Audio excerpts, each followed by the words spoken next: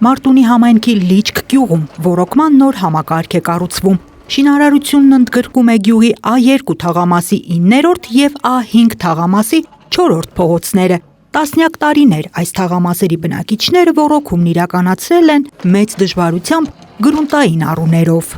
Իսկապես բնակիչները ջրի խնդիրներ են ունենում, այսինքն չէր հասնում բնակչին սպառողին ոռոգման ջուրը։ Այդ իսկ պատճառով մենք որոշեցինք, որ սա շատ կարևոր հարց է լուծում մեր բնակիչների համար եւ այս ծրագիրը ներառեցինք սուբվենցիոն ծրագրերի մեջ եւ շատ լավ է, որ այսօր կյանքի է կոչվում։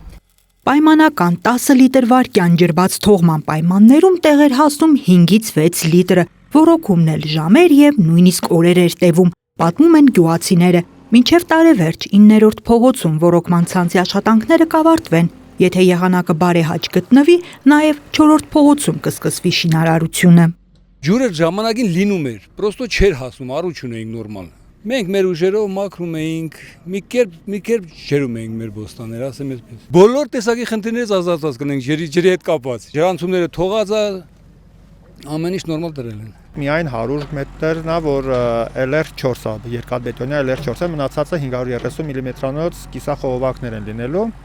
Աշխատանքների ավարտից հետո ոռոգվող տարածքները ավելանալու են 150 հեկտարով, որը օգտվելու են 700 տնտեսություն շուրջ։